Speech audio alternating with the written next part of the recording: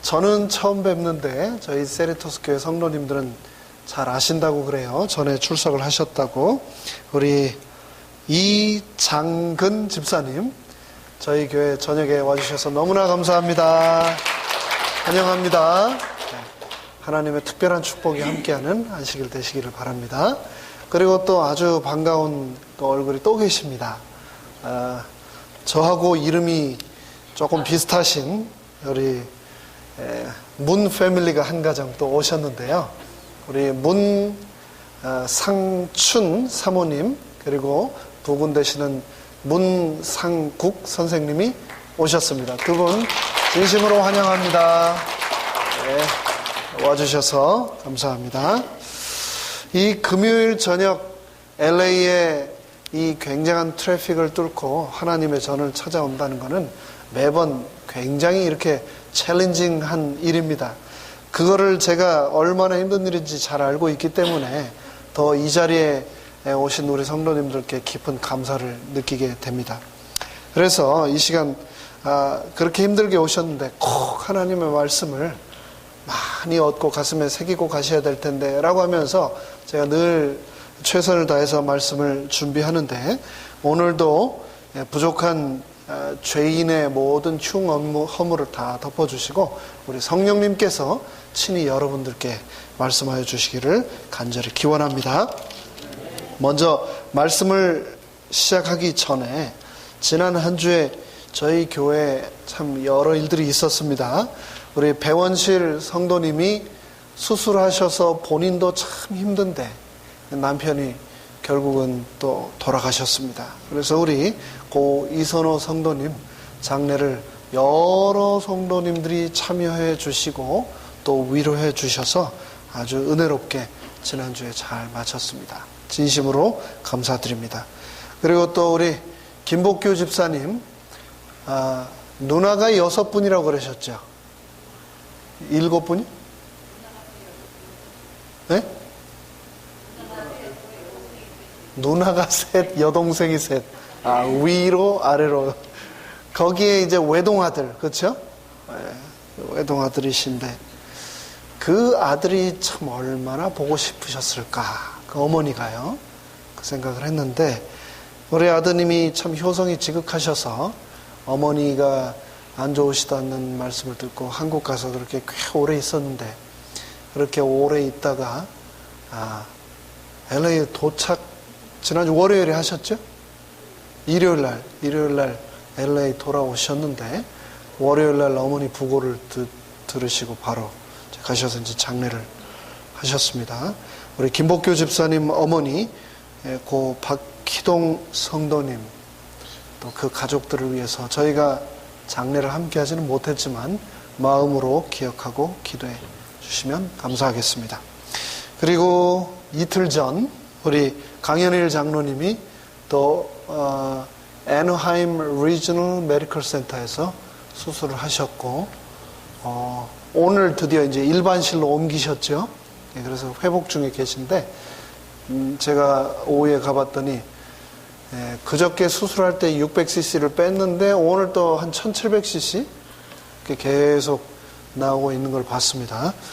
기도 부탁드리겠습니다. 그래서 우리 교회 여러 성도님들이 건강하셔서 인생이 행복하고 또 하나님께 감사와 영광을 돌릴 수 있도록 우리가 한 마음으로 기도해 주시면 감사하겠습니다. 마칠 때 우리가 이 특별한 기도 제목을 놓고 다 함께 기도하도록 하겠습니다. 오늘은 사사기 4번째 시간으로 제6장 제목은 소명입니다. 소명이라고 하는 제목으로 사사기 6장의 말씀을 함께 살펴보도록 하겠습니다.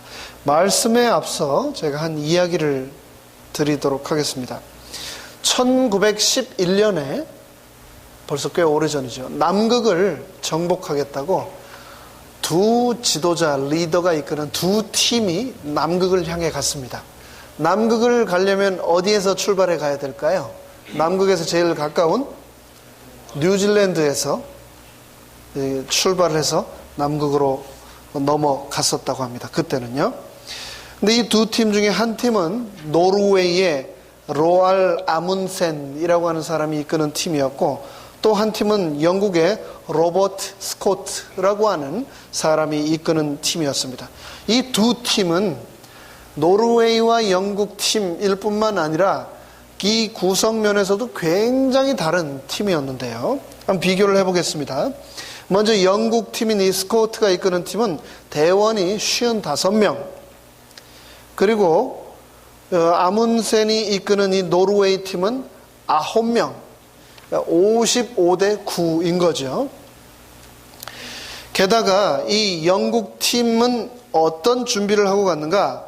그때 당시에 1911년 당시에 최신이라고 말할 수 있는 합성 섬유로 된 방한복을 입고 조랑말 19마리, 그리고 개 34마리와 모터로 움직이는 썰매 3대를 보유하고 있었고, 게다가 뉴질랜드에 상당히 먼저 도착해서 채비를 하고 있었습니다. 반면 이 아문센이 이끄는 노르웨이 팀은 털로 된 가죽옷을 입고 있었고, 이동수단은 에스키모 개들이 끄는 썰매밖에 없었습니다.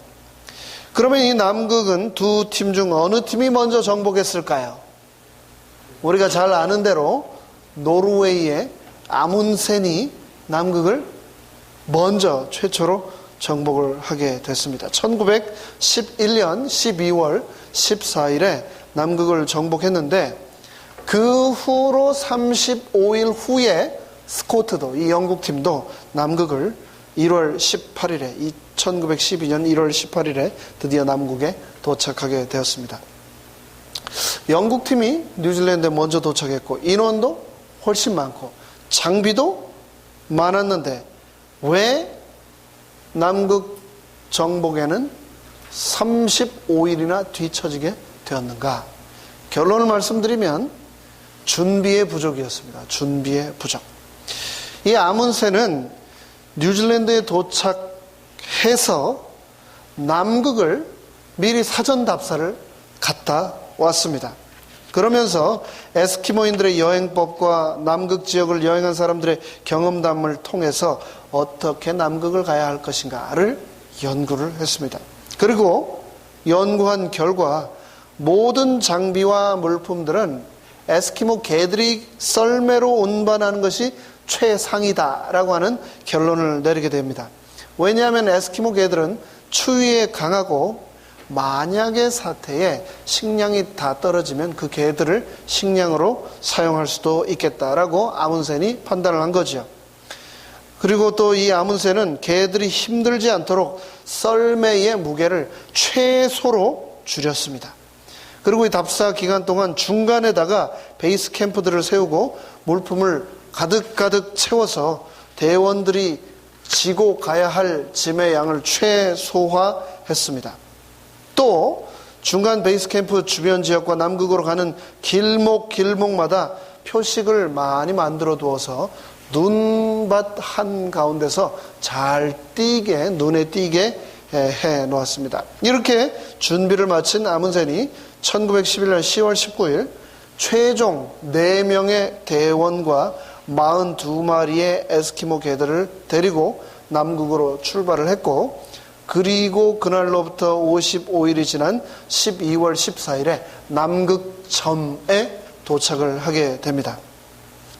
남극점에 노르웨이의 국기를 꽂고 3일 동안 머문 후 아문센은 돌아왔는데, 미리 남겨둔 표식들과 저장소 덕분에 아문센과 대원들은 한 사람도 다치지도 않고 낙오되지도 않고 죽지도 않고 안전하게 돌아왔습니다. 반면 영국 해군 장교였던 이 스코트는 남극 지방을 나름 몇 번 그 전에 가본 경험이 있었기 때문에 사전 답사를 안 했습니다. 그 정도면 됐지. 그리고 이 스코트는 개 썰매가 아닌 모터 엔진으로 끄는 썰매와 망아지들이 짐을 지게 했습니다. 그런데 길을 떠난 지 닷새 만에 모터 엔진들이 얼어버려서 작동하지 않았고, 망아지들은 추위에 다 얼어 죽어버렸습니다. 에스키모 개들이 있긴 했는데 대원들 중에 에스키모 개들을 몰 줄 아는 사람이 하나도 없어서 개를 썰매로 사용하지 못해서 100kg이 넘는 짐을 썰매에 싣고 대원들이 직접 끌고 가야 했습니다. 또 눈안경을 준비하지 않아가지고 대원들이 눈과 얼음의 강한 빛으로 인해서 거의 장님이 다 되어버렸고, 중간 캠프는 너무 멀리 떨어져 있는 데다 표시가 되어 있지 않아가지고 찾기가 힘들었습니다. 그래서 10주 동안이나 걸어서 그 다음해인 1912년 1월 17일에 남극점에 도착을 하게 된 거죠. 도착했을 때 어땠을까요? 이미 그곳에는 아문센이 꽂아놓은 노르웨이의 국기가 휘날리고 있었습니다. 그런데 비극은 지금부터 시작됩니다. 그 돌아오는 길은 정말 더 끔찍했습니다. 스코트는 그곳에서 연구 목적으로 대원들에게 30파운드, 한 14kg 되죠. 이 남극점에서 발견한 돌들을 대원들에게 메고 돌아가도록 명령을 했는데, 굶고 추위에 시달리고 무거운 그 짐을 진 대원들이 지쳐서 결국은 하나하나 죽었고, 마지막에 이 대장인 스코트도 베이스 캠프로부터 150마일이나 떨어진 지점에서 결국은 죽고 말았습니다. 근데 스코트가 죽기 전에 메모로 유언을 남겼는데 이렇게 썼습니다. 우리는 영국의 신사답게 죽을 것이다. 우리의 죽음은 역경을 이겨내는 영국인의 의지와 힘이 결코 사라지지 않았음을 증명해 줄 것이다. 이런 유언을 남기고 써놓고 죽었습니다. 이 유언을 제가 읽고 무슨 생각을 했는가? 말은 참 잘하네, 그런 생각을 했습니다.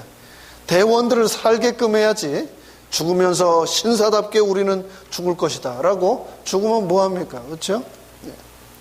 유언의 내용이 감동적이긴 하지만 이거는 스코트가 준비를 철저하게 하지 않아서 대원들도 다 죽게 만들고 자신도 죽을 수밖에 없었던 스스로가 불러온 비극이었습니다. 이 이야기를 통해서 우리가 얻을 수 있는 것, 교훈은 무엇인가? 첫째, 목표를 세우는 것 굉장히 중요하죠. 하지만 그것만큼 중요한 것은 무엇이다? 준비이다. 준비. 준비를 한 자가 성공을 하고, 준비한 자에게 하늘은 기회 또한 허락한다라는 것을 우리는 이 역사를 통해서 알 수가 있습니다. 그런데 이 원리가 세상 사업과 성공에서만 적용되는 게 아니고 영적인 세계에도 동일하게 적용됨을 우리는 사사기 6장을 통해서 알 수 있습니다. 오늘의 본문 사사기 6장에 보면 하나님께서 기드온을 어떻게 사용하시는가, 하나님께서 기드온을 사용하기 위해 어떻게 무엇을 준비하시는가가 기록된 것이 바로 오늘 우리가 살펴볼 사사기 6장입니다. 하나님은 준비된 사람을 쓰십니다. 그런데 참 이 하나님의 소명의 이 오묘함은 또 어디에 있냐면, 하나님은 준비된 사람을 쓰시지만 때로는 동시에 하나님께서 지명하신 사람을 불러서 준비시키기도 하신다는 겁니다. 그럼 여기서 중요한 점은 뭘까요? 준비되어서 하나님께 사용을 받던, 준비가 되지 않았지만 하나님이 부르셔서 하나님이 준비를 시키시던, 중요한 것은 하나님이 부르실 때 예라고 대답하는 것, 그것이 가장 중요하다라고 사사기는 말을 하고 있는 겁니다. 하나님의 부르심에 네 주님, 내가 주의 말씀에 순종하겠습니다 라고 하나님이 부르신 그 소명을 우리가 아멘하며 받아들이는 것, 그것이 우리 인생에 가장 필요한 것이다 라고 사사기 6장은 말을 하고 있는 겁니다. 사사기 전체를 살펴보았을 때 12명의 사사가 등장합니다. 우리가 지난 시간에 사사 누구 이야기를 했었죠? 여자 사사 드보라 얘기를 했었죠? 남자 장군이 전쟁터에 나갈 때 드보라 선지자가 나와 동행하지 않으면 내가 전쟁터에 나가지 않겠습니다 라고 할 만큼 깊은 신뢰와 존경을 받았던 한 지도자의 이야기를 저희가 살폈죠. 그리고 또 적군 시스라 왕이 자고 있을 때 이 관자놀이에다가 말뚝을 쳐서 박아 죽인 여자 누구요? 야엘. 누구의 아내? 헤벨의 아내 야엘의 이야기가 사사기 5장에 등장을 합니다. 이 드보라를 비롯한 이 사사기 전체에 총 12명의 사사가 등장을 하는데 이 모든 사사 중에 제일 유명한 사사가 누구일까요? 여러분 생각하시기에는 사사기 하면 누가 제일 먼저 그 사사 하고 그 이야기가 탁 와 닿으십니까? 이름이. 사사기 전체를 보았을 때 가장 많은 분량과 이야기가 오늘날까지 우리 많은 사람들 입에 오르내리는 사람은 단연 삼손입니다. 삼손은 무려 4장에 걸쳐서 이야기가 기록이 되어 있습니다. 하지만 삼손이 그렇게 이스라엘의 마지막 사사로 정말 열심히 살았지만 그의 인생은 말 그대로 우여곡절이 많았고 하나님을 위해 사용된 그의 인생의 귀한 시간들도 있었지만 그에 못지않게 하나님의 마음과 민족을 아프게 했던 수많은 역사들이 기록되어 있죠. 그에 반해 볼 때 오늘 우리가 살펴볼 이 사사기 6장에 등장하는 지도자는 말 그대로 이스라엘의 영웅이었고 분량면에서도 3장이나 되게 걸쳐서 기록되고 있는 이스라엘 왕정시대 전 이 사사시대의 민족의 영웅이라고 말할 수 있을 것입니다. 그래서 실제로 이 이스라엘 백성들이 이 사람을 왕으로 추대하기까지 했습니다. 본인이 왕의 그 자리였기 때문에 왕이 되지 않았지 왕으로 추대까지 했었죠. 그 인물, 이 사사기 6장의 주인공을 우리가 오늘 함께 만나볼 텐데요. 그 사람의 이름이 바로 기드온입니다. 기드온의 300명의 용사들이 이스라엘의 원수들을 통쾌하게 무찌른 이야기. 그 읽을 때마다 너무 드라마틱하고 너무 재미있지 않습니까? 삼국지보다 훨씬 재밌는 것 같아요. 사사기는. 근데 이 사사기 6장, 7장, 8장에 등장하는 이 기드온의 이야기, 그 첫 번째 챕터, 이 6장을 오늘 우리가 한번 살펴보도록 하겠습니다. 하나님께서 기드온을 부르셨습니다. 하나님께서 기드온 너를 사용해서 너의 민족을 해방시키겠다라고 말씀을 하셨습니다. 사사기 5장에 보면 드보라를 이스라엘의 사사로 사용하시면서 이스라엘이 40년 동안 평화의 시대를 누렸다라고 기록을 하고 있습니다. 그런데 40년 동안 태평하였더라라고 하는 그 절이 끝나자마자 6장에 접어들면서 이스라엘 자손이 또 여호와 목전에 악을 행함으로 여호와께서 7년 동안 이스라엘을 미디안의 손에 붙이셨다라고 사사기 6장은 기록을 하고 있습니다. 하나님의 말씀을 순종하고 우상 숭배하지 말라고 했던 이 명령을 또 다시 40년이 지나자 이 백성들이 어기게 된 겁니다. 그러자 하나님께서는 그들을 미디안의 손에 붙이셔서 7년 동안 그들에게 통치받게 하신 것입니다. 그때 기드온을 하나님이 부르셨을 때 기드온은 어떤 상태였는가? 기드온은 어떤 사람이었는가? 우리가 사사기 6장을 시간이 없기 때문에 다 읽지는 않겠지만 이스라엘 가운데 있는 이 기드온은 6장의 본문을 통해서 볼 때 이 사람은 아무리 봐도 사사감이 아니었습니다. 마음속에 열등감이 있었습니다. 자기 가문도 별 볼 일 없었고 자기 아버지도 변변치 않은 사람이었고 자기 또한 배짱이나 의지나 기계가 넘치는 사람이 아니었습니다. 상처도 많은 사람이었습니다. 그런데 하나님께서는 이 준비되지 않은 기드온을 부르셔서 기드온을 준비시키는 내용이 바로 이 사사기 6장에 등장을 하고 있는 겁니다.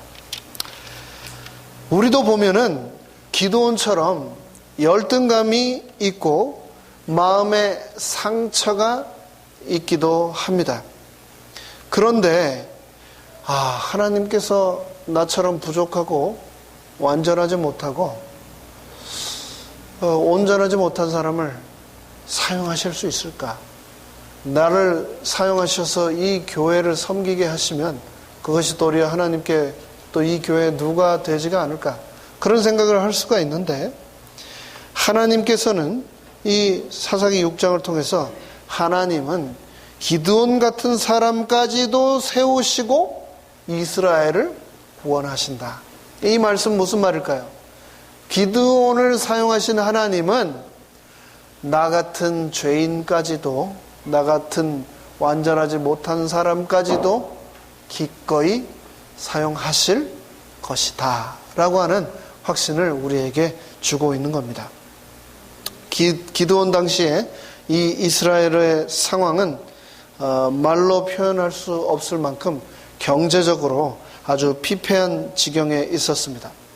미디안과 아말렉 족속 사람들이 1년에 수차례 추수의 시기만 되면 때로 달려와서 낙타 떼를 타고 와서 이 이스라엘 백성들의 곡식과 가축을 싸그리 다 뺏어가고 훔쳐가고 그들을 죽였다라고 했습니다. 그래서 사사기 6장에서는 이 아말렉과 미디안 족속들을 무슨 때로 묘사하고 있습니까? 메뚜기 때로 묘사를 하고 있습니다. 메뚜기 때. 여러분 혹시 메뚜기가 하늘이 보이지 않을 정도로 시커멓게 날아와서 있는 풀이란 풀은 다 뜯어먹고 확 떠나는 그런 광경을 보신 적 있습니까? 미국 LA에서는 그런 적이 있는지 없는지 모르겠는데 실제로 그런 일들이 많이 일어납니다. 그렇죠? 특히나 이 중동 지역에서는 그런 일이 자주 있었던 것 같습니다. 그런데 이 메뚜기 떼들이 와서 푸른 잎사귀란 잎사귀는 하나도 남기지 않고 다 뜯어먹고 한꺼번에 사라지는 것처럼 이 아말렉 족속들이 이스라엘 사람들이 농사를 지어놓고 수확만 하면 메뚜기 떼처럼 낙타를 타고 와서 무자비하게 그들을 죽이고 추수한 것을 다 훔쳐갔다라고 말을 하고 있는 겁니다. 여기 6장에 등장할 때 첫 씬이 뭐냐면은 기드온이 밀을 수확해가지고 포도주를 짜는 틀에서 밀을 털고 있는 장면이 나옵니다. 근데 조금 이상하지 않나요? 밀을 수확했으면 넓은 타작 마당에서 이 오픈 스페이스에서 그 밀을 털어야 바람에 찌꺼러기가 날아가고 밀이 이렇게 남아서 잘 털어질 텐데 어디에서 밀을 털어요? 포도주를 짜는 땅에 파놓은 이 구덩이 속에 몰래 숨어서 밀을 한 단 가지고 몰래 숨어서 털고 있는 겁니다. 왜 그랬을까요?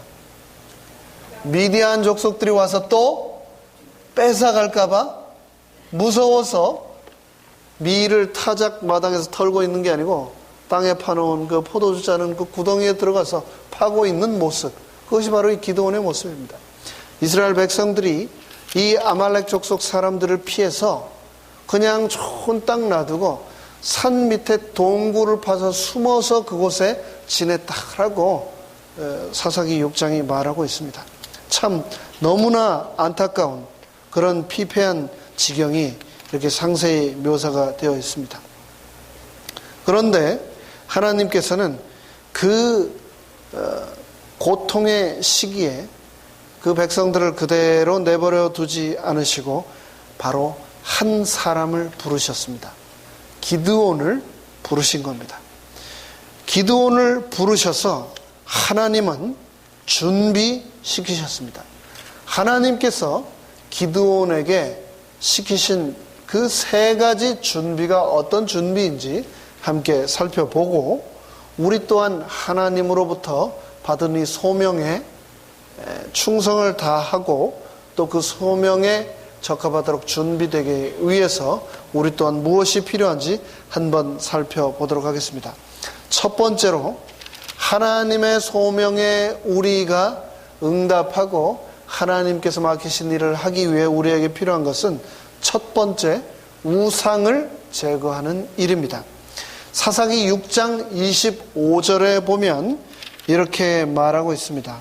사사기 6장 25절에 보면 이날 밤에 여호와께서 기드온에게 이르시되 내 아비의 숫소 곧 7년 된 둘째 숫소를 취하고 너의 아비에게 있는 바알의 단을 헐며 단 곁에 아세라 상을 찍어내어 버리라 라고 말을 하고 계십니다. 내가 너를 통해서 이스라엘을 구원하겠다라고 하는 그 이상을 주신 바로 그날 밤 하나님이 기드온에게 내리신 명령이 뭐라고요?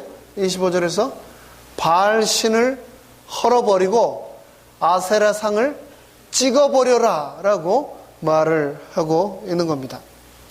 바알과 아세라는 우리가 잘 아는 대로 이 가나안 지역의 이방인들이 섬기던 우상이었는데 바알 신은 남자신, 아세라 신은 바알의 배우자가 되는 여신, 풍요와 다산의 여신이었습니다.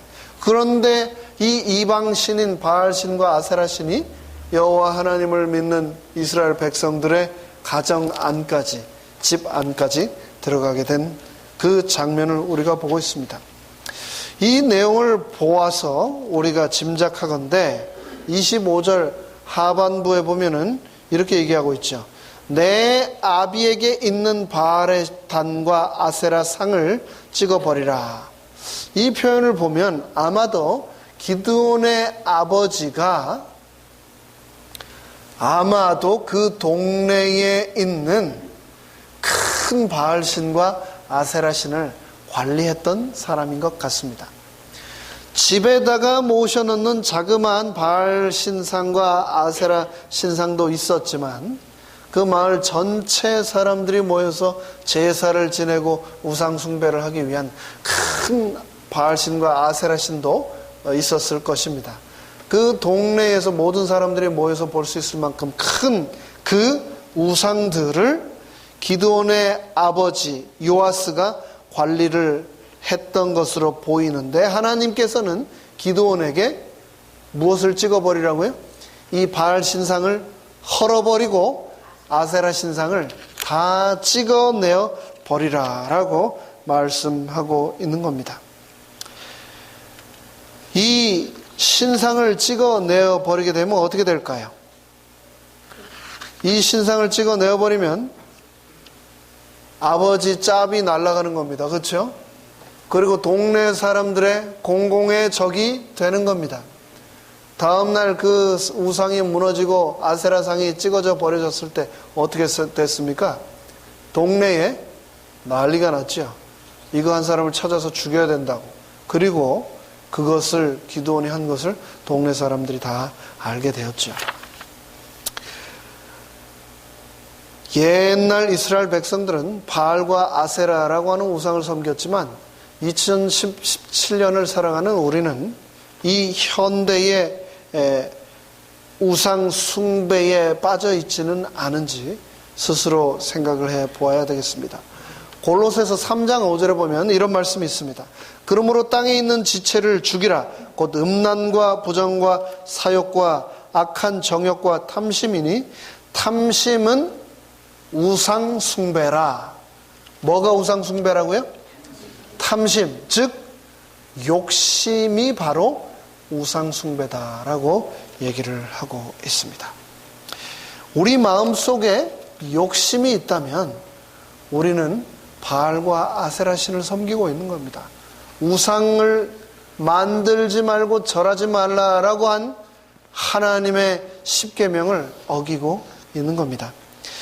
마태복음 6장 24절에 보면 한 사람이 두 주인을 섬기지 못할지니 라고 예수님이 말씀하셨습니다. 그러면서 예수님은 그 예수님 외에 또 다른 주인으로 돈을 지명하셨습니다.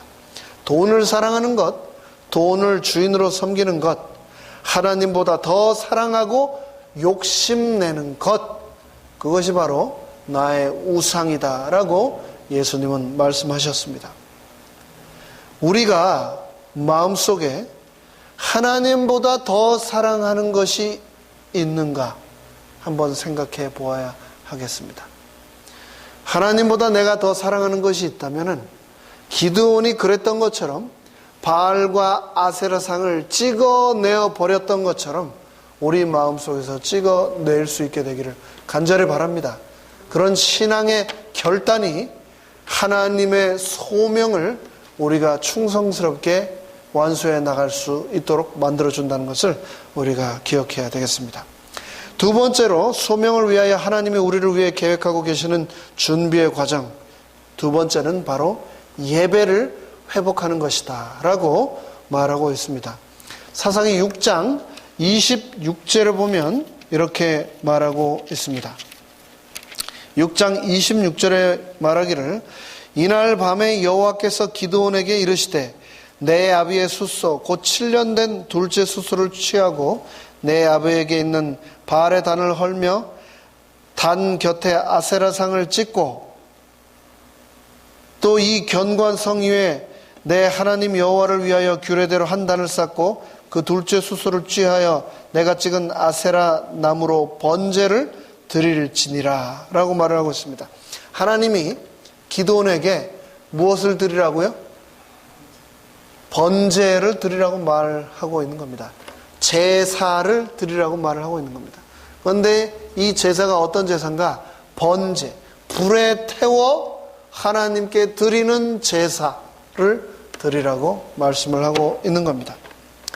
제사는 예배입니다. 그렇죠? 예배입니다. 가장 일반적인 제사가 그때 당시에 이 번제였는데 하나님께서는 7년 된 그의 아버지의 숫소를 잡아서 아세라 나무, 찍어내어버린 아세라 그 우상의 나무를 땔감으로 사용하여 이 제물을 하나님께 드리라라고 말씀을 하셨습니다. 그리고 이 제사를 조용히 구석에서 동굴이나 아니면 기드온이 밀 수확을 하던 포도주 틀이나 이런 데서 드리라고 하지 않으셨습니다. 번제를 견고한 성 위에 제단을 쌓고 드리라라고 말씀을 하셨습니다. 성 위에다가, 그 높은 성 위에 제단을 또 쌓으면 사람들이 볼 수가 있을까요? 볼 수가 없을까요? 안 볼 수가 없겠죠. 안 볼 수가 없겠죠. 하나님께서는 그 마을 사람들 모두가 이제는 더 이상 우상을 섬기지 말고 하나님만을 바라보라 라고 하는 선포를 기드온을 통해서 하셨던 겁니다. 에이든 윌슨 토저라고 하는 이 미국의 굉장히 유명한 목사님이 쓴 책 예배인가 쇼인가 라고 하는 책을 보면 이 토저 목사님이 우리가 예배를 드릴 때 꼭 가져야 할 세 가지 마음이라고 이렇게 말씀을 하셨습니다. 첫 번째, 우리가 예배 드릴 때 감탄하는 마음을 가져야 한다라고 했습니다. 예배하지 않고 감탄하는 건 가능하지만 감탄하는 마음 없이 예배 드리는 것은 불가능하다라고 얘기를 한 겁니다. 무슨 말씀인지 아시겠죠? 우리가 얼마든지 예배하지 않고 감탄할 수는 있죠. 하지만 예배를 드릴 때 하나님의 놀라우신 구원의 섭리에 대하여 감탄 없이 예배한다는 것은 불가능하다는 겁니다. 감탄이 없는 예배는 온전한 예배가 아니다라고 얘기를 하고 있는 겁니다. 하나님의 은혜를 예배 시간에 감탄이 나올 수밖에 없다라고 말을 하고 있는 거죠. 두 번째, 우리가 예배 드릴 때 경외하는 마음을 가지고 예배를 드려야 한다라고 말하고 있습니다. 하나님을 경외하는 마음 없이 우리가 예배에 임한다면 그것은 진짜 예배가 아니라 쇼이다 라고 말을 하고 있는 겁니다.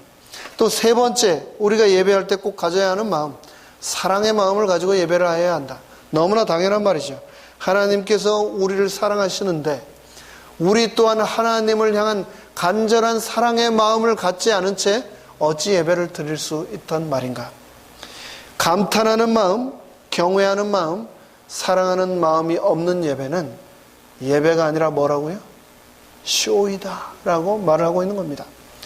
우리가 드리는 이 예배가 온전히 회복되어야 하나님이 우리를 부르신 그 소명에 우리가 충성스럽게 대답할 수 있다라고 사사기는 말을 하고 있습니다. 우리가 매 금요일 저녁 바쁜 한 주일의 모든 일상을 마치고 피곤하고 때로는 식사도 못하셔서 배도 고프시고 한데 저녁 8시에 여기 나와 있으면 어떨까요? 피곤하고 배고프고 졸리고 그래서 꾸벅꾸벅 졸 수 있습니까? 졸 수 있죠. 졸 수 있죠. 전 참 대단하신 것 같아요. 제가 항상 어느 교회를 가나 그래도 한 대여섯 분은 항상 열심히 주무시는 분이 계셨는데 저희 교회는 단 한 분도 주무시는 분이 없습니다. 좀 대단합니다. 대단하셔요. 제 기억에 제가 어렸을 때 항상 제 고향교회 금요일 저녁 예배를 가면 제일 앞줄에 저희 아버지, 저 그리고 제 남동생 셋이서 뒷자리를 탁 막으면서 얼마나 셋이 열심히 자는지 교회 성도님들이 어떻게 저렇게 세 남자가 열심히 잠을 자나 하면서 맨날 흉을 보시는 걸 듣고 어머니가 잠 좀 자지 말라고 교회에서 그렇게 얘기를 하셨는데 우리가 예배가 익숙해지다 보면 습관이 되다 보면 매너리즘에 빠질 수 있습니다. 습관이 될 수 있습니다. 감탄도 없고 경외하는 마음도 없고 하나님을 간절히 사랑하는 마음 없이 예배에 참석할 수가 있는 겁니다. 만약 그렇게 된다면 그것은 예배가 아니다 라고 말을 하고 있는 겁니다. 참된 예배가 다시 살아나서 우리가 하나님의 소명에 충성할 수 있게 되기를 간절히 바랍니다. 이제 시간이 별로 없지만 준비한 말씀을 마무리해 보겠습니다. 세 번째, 소명을 위하여 하나님이 우리를 위해 계획하고 계시는 준비의 과정. 세 번째로 우리가 꼭 준비해야 되는 것은 순종이다 라고 말을 하고 있습니다. 사사기 6장 27절에 이에 기드온이 종 열을 데리고 여호와의 말씀대로 행하되 아비의 가족과 그 성읍 사람들을 두려워함으로 이 일을 감히 백주에 행하지 못하고 밤에 행하니라. 바알신과 아세라 신이 굉장히 컸던 것 같습니다. 기드온이 하나님이 명령하셨지만 혼자 행할 수가 없었습니다. 그래서 기드온이 어떻게 했다고요? 몇 명을 데리고 종 10명을 데리고 낮에 하면 사람들이 뜯어 말리고 반대를 할까봐 밤에 그 목상과 석상을 다 두들겨 부시는데 어둑어둑 시작하는 그 초저녁부터 해가 떠오르는 그 새벽녘까지 이 일을 밤새 행했다라고 기록을 하고 있습니다. 10명의 장정과 기드온이 하나님이 명령하시자 기드온이 순종했습니다. 하나님은 기드온의 순종을 받으셨습니다. 그리고 다음 날 마을 사람들이 다 일어나서 요아스의 아들 기드온이 이 일을 한 것을 알고 마을 사람들이 다 기드온을 죽이기 위해 몰려왔습니다. 그때 아버지 요아스가 이런 배은망덕한 이 못된 놈의 자식 기드온 애따 죽이십시오 라고 동네 사람들에게 내줄 수도 있었겠죠. 그것을 책임지는 일이 아버지의 일이니까. 그런데 의외로 이 요아스는 31절에서 뭐라고 얘기를 하고 있냐면은 바알이 신이고 아세라가 신이라면 그 신을 해하려고 할 때 그 바알과 아세라가 스스로 보호를 했겠지 저렇게 다 망가지고 잿더미가 되도록 가만히 있었겠느냐? 동네 사람들이시여, 바알과 아세라가 진짜 신이라고 생각을 합니까? 그게 도대체 진짜 말이나 되는 얘기라고 생각을 합니까? 라고 하면서 도리어 기드온을 방어하고 있는 모습이 등장을 합니다. 만약에 기드온이 하나님의 명령을 듣고 그 일을 즉시 실천에 옮기지 않고 아버지에게, 요아스에 가서, 아버지, 실은 하나님이 나타나셨습니다. 하나님의 사자 천사가 저에게 나타나셨습니다. 그리고 아버지가 관리하시는 저 바알과 아세라를 다 찢고 부셔버리라고 하셨으니 제가 그래야 되겠습니다 라고 했으면 아버지가 하라고 했을까요? 이런 제정신이 없는 놈하고 혼을 냈을지도 모르겠습니다. 그런데 기드온이 목숨을 걸고 하나님의 말씀을 순종했더니 자기도 죽지 않고 우상을 숭배하고 관리하던 아버지까지 덤으로 정신을 차리게 해주셨습니다. 하나님의 말씀에 순종할 때 하나님께서 나머지 모든 일을 다 책임져 주신다. 이해한 다음에 순종하려고 하지 마시고 하나님께 순종함으로 하나님이 우리를 책임져 주도록 하게 되시기를 간절히 바랍니다. 이제 말씀을 마치겠습니다. 항상 준비한 거 다 끝나려고 하면 9시가 넘어가더라고요. 그래서 제가 정신을 차리고 다 안 하더라도 시간을 맞춰 끝내겠습니다. 아말렉은 누구인가? 팔레스타인 남쪽 광야 지대에 살던 이 유목민인데요. 이삭의 아들 누구요? 에서. 이 에서가 헷 사람인 엘론의 딸 야다라고 하는 여인을 통해서 엘리바스를 낳았습니다. 근데 이 엘리바스가 딥나라는 첩을 통해서 아말렉을 낳았다. 그러니까 결국은 이 아말렉이 누구네 식구입니까? 에서의 자손이에요. 그 위에 아버지는 또 아브라함이에요. 그렇죠? 그러니까 이 아말렉 족속도 결국은 아브라함 자손입니다. 그러면 미디안은 어떤가요? 미디안은 아브라함의 와이프가 누구지요? 사라. 그렇죠? 근데 사라가 먼저 죽었습니까? 아브라함이 먼저 죽었습니까? 사라가 먼저 죽었죠. 굉장히 슬퍼하며 장례를 했습니다. 그런데 참 그렇게 사랑하고 금실이 좋았던 아내의 장례에 그렇게 슬퍼했던 이 아브라함이 사라가 죽고 나서 새 부인을 얻었습니다. 그두라라고 하는 첩을 얻었죠. 그래서 그 첩을 통해서 낳은 자식이 바로 미디안입니다. 미디안. 다 한 가족이에요. 다 한 가족.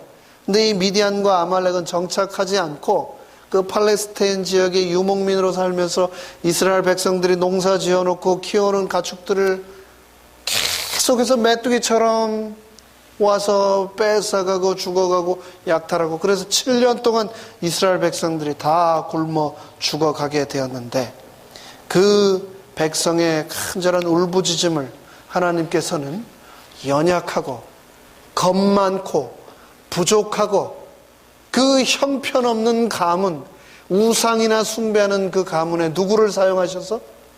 기드온을 사용하셔서 이스라엘을 다시 한번 구원하셨습니다. 기드온이 하나님의 말씀에 순종하고, 기드온이 예배를 회복하고, 기드온이 하나님의 말씀에 전적으로 믿고 따랐을 때 하나님이 그를 사용하셨습니다. 우리 인생에 우상을 제거해야 되겠습니다. 하나님보다 우리가 더 사랑하는 것이 없어야 되겠습니다. 기드온처럼 우리가 하나님을 사랑으로 예배하고 간절함과 떨림과 경외함으로 예배함으로 우리의 예배가 회복되어야 되겠습니다.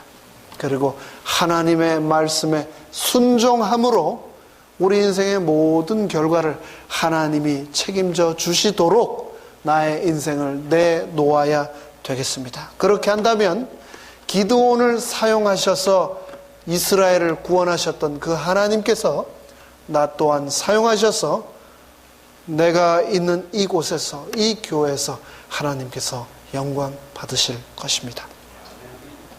잘 준비하여서 하나님께 쓰임받는 우리 모두가 되시기를 간절히 바라면서 말씀을 마치겠습니다. 오늘 이제 마치면서 저희가 오늘은 정말